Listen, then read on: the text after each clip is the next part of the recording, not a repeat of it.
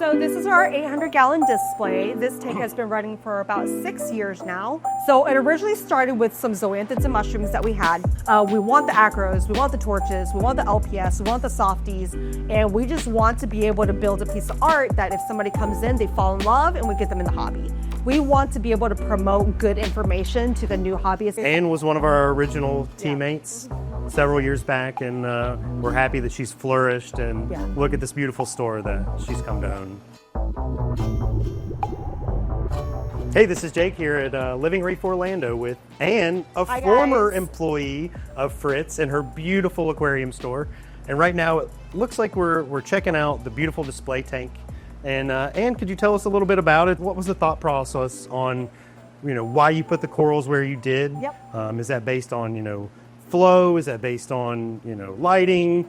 And as you can tell, if you don't put your hands in the tank, this is what it can be. So, Anne, take it away. So this is our 800-gallon display. This tank has been running for about 6 years now. It'll actually be 6 years in May. And when we first set this up, it was our working tank, a working show tank. So we put all of our collector corals in here. We put a frag of everything we had, and we made sure that we had multiple places, either in the store, in our tanks, or in our display that we were going to be growing, just in case if something happened, we wanted to be able to put the coral in a lot of different systems. So it originally started with some zoanthids and mushrooms that we had.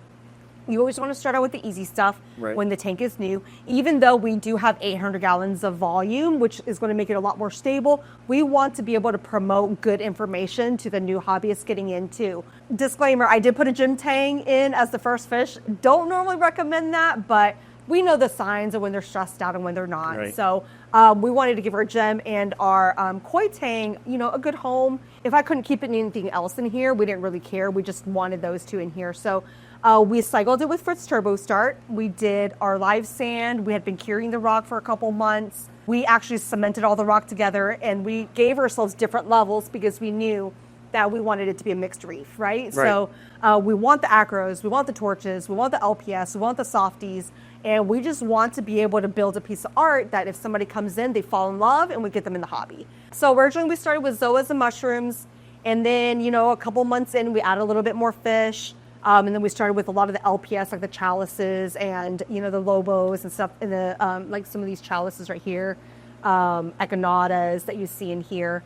And then about 6 months in, we started putting frags of all of our acroporas.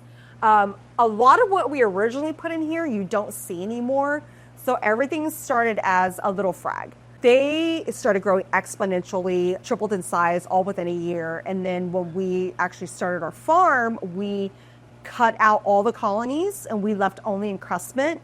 We seeded our farm with it, and then what you see now has actually grown back from just encrustment. Flow and lighting. So we are running 2 MP60s and 6 MP40s on the back. We are running, I believe it's either 12 or 14 Radion XR30s. The way we placed our power heads is we didn't want any dead spots, but we did.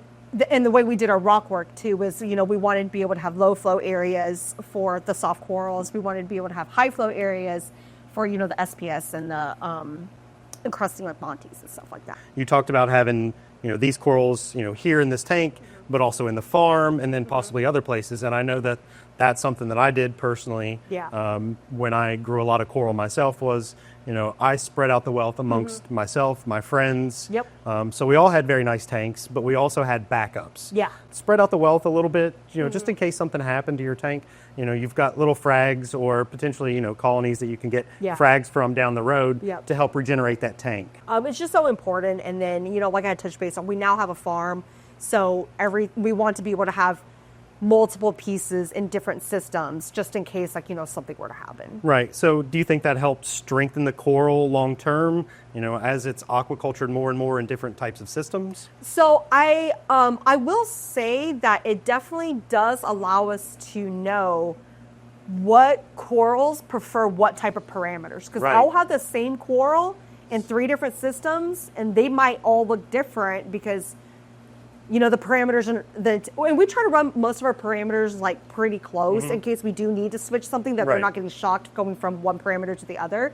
But, you know, there's times where like, hey, the Fukushima chalice looks great and these are the parameters you're at. So maybe either let's put them all here or try to, you know, may move the majority of them into a system where it's doing better.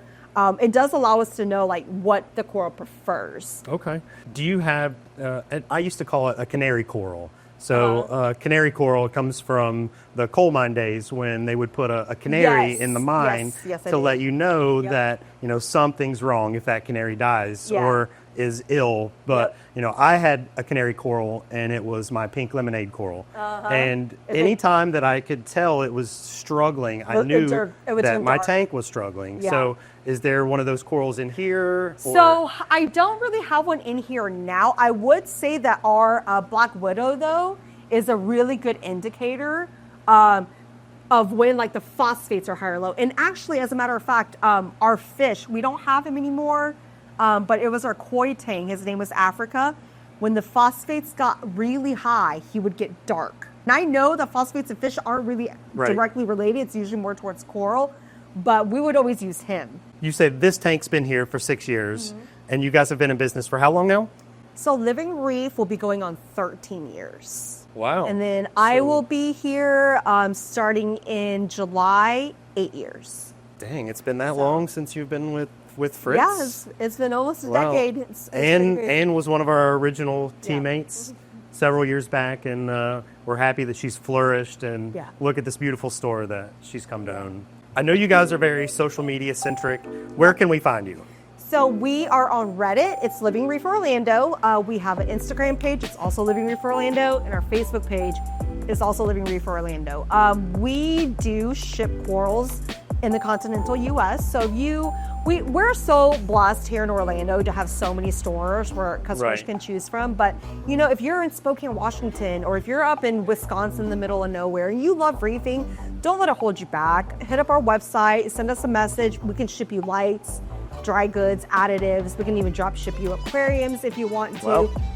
We're super active on social media. We love helping people. We love answering questions. We're a store run by hobbyists as well. So I know when I started, you know, I got fed so much bad information. I was led in so many wrong directions, and I want to be able to provide an environment where people that are getting into the hobby have someone they could trust, locally and online, to be able to get truthful answers and like, hey, I'm not just trying to sell you this to make money, because we're really big on relationships, right? So like, if you can't trust me, I'm going to lose your business and you're not going to come back. So we're not big on that. We want you to feel comfortable. We're not going to sell you a blue tank to put in a 30-gallon. So please, if you have any questions, you know, I would love to earn your trust. Check out our website. We do have a bunch of dry goods on there as well. You can reach me at sales@livingreeforlando.com is my email. I'm not hard to find. Okay, so you guys do sell some of the Fritz products online too, right? So yes, we do. It doesn't matter where in this country you live, you can always get Living Reef Orlando and Fritz in your living room. All right, well, guys, we're out of here. Thank you, Anne, and Living Reef Orlando. We're out.